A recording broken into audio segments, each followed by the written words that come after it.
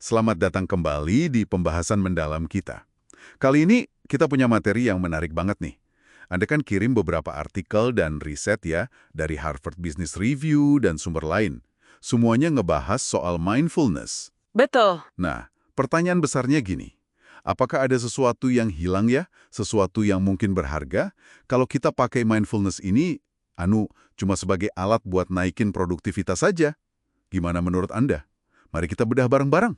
Ini pertanyaan yang relevan banget ya. Di dunia kerja sekarang yang serba cepat ini, materi-materi itu kan nunjukin bukti yang cukup kuat bahwa mindfulness ya, itu kesadaran penuh di momen ini tanpa ngejudge, memang bisa loh secara nyata mengubah cara kerja otak kita. Oh iya, Iya, dan meningkatkan kinerja, risetnya lumayan solid sih. Tapi, ya itu tadi, pertanyaan Anda pas banget.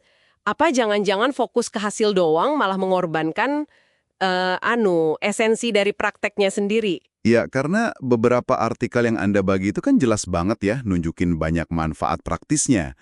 Ada studi soal musisi simfoni misalnya. Ah, iya yang itu. Performanya jadi lebih baik setelah latihan mindfulness. Terus ada juga karyawan startup biotek, mereka jadi lebih tangguh gitu ngadapin tekanan. Dan itu bukan cuma penasaran ya. Nah, itu dia. Menariknya, ini bukan cuma soal perasaan, tapi beneran otaknya berubah. Jadi, aktivitas di bagian otak depan kiri yang katanya berhubungan sama emosi positif dan kemampuan pulih dari stres, itu katanya meningkat. Betul, betul. Itu temuan yang signifikan. Bahkan kemampuan inovasi juga disebut ikut terasah. Ada studi tentang nemuin fungsi baru buat produk gagal, itu pakai mindfulness juga. Iya, bener sekali. Dan riset lain juga nambahin kok, gimana mindfulness itu bantu kita tetap fokus, ya, di tengah gempuran, distraksi zaman sekarang. Notif email, medsos, wah nggak ada habisnya. Bener banget. Gangguan terus ya. Nah, ini ujung-ujungnya kan meningkatkan efektivitas kerja secara umum dan juga ngurangin kesalahan. Jadi, nggak heran sih kalau beberapa materi itu nyebut mindfulness itu udah kayak must have buat eksekutif. Bukan lagi sekedar nice to have ya. Bukan sekedar tambahan aja. Secara ilmiah ini kedengarannya masuk akal banget ya. Latihan mindfulness kan memang terbukti dukung kemampuan, regulasi diri kita. Jadi kemampuan ngelola pikiran, emosi. Krusial itu. Krusial banget buat ambil keputusan yang efektif, terus juga jadi kayak benteng gitu ya, dari stres yang beracun.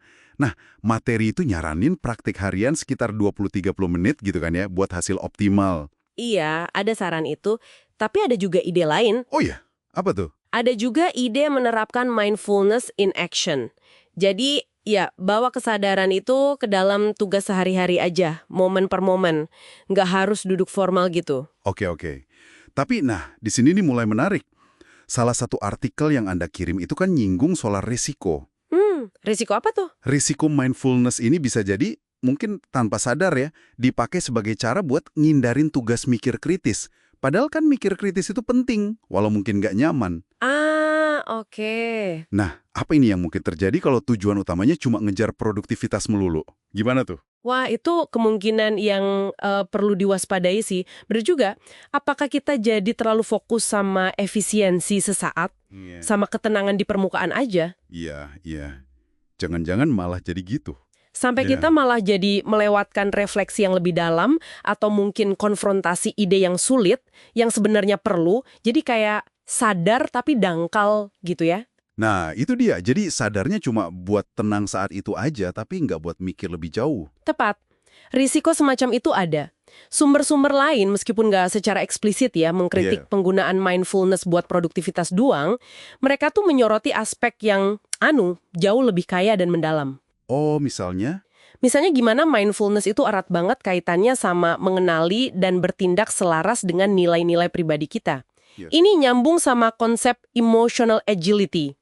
Emotional agility. Oke. Iya, jadi kemampuan kita buat menavigasi pikiran dan emosi secara sadar dan fleksibel, bukan malah ditekan atau diabaikan demi fokus kerja aja, tapi dihadapi, dipahami, supaya kita bisa pilih respons yang sejalan sama apa yang beneran penting buat kita.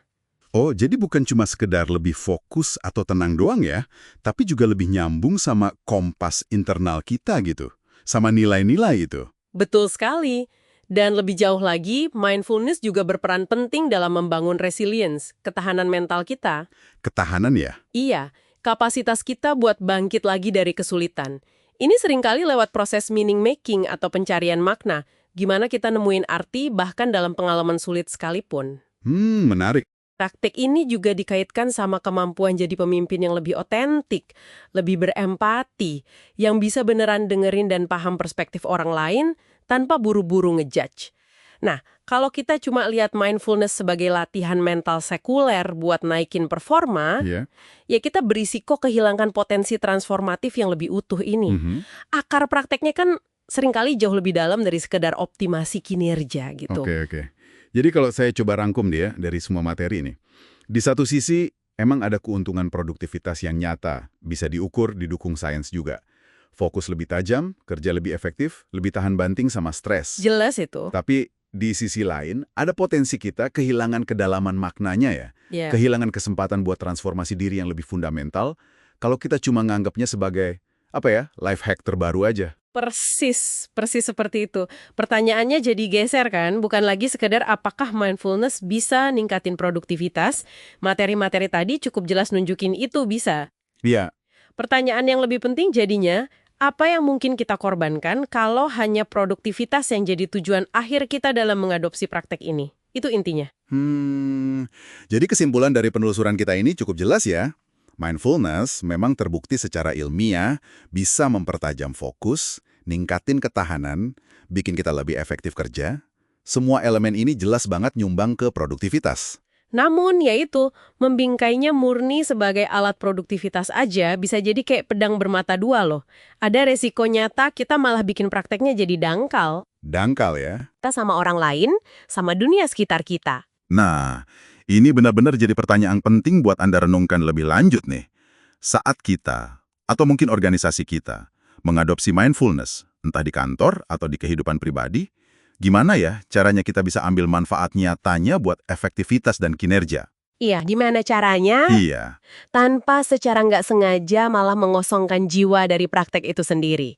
Di mana sih garis batas tipis antara sekedar optimasi diri sama bener-bener transformasi diri? Sesuatu buat dipikirkan ya.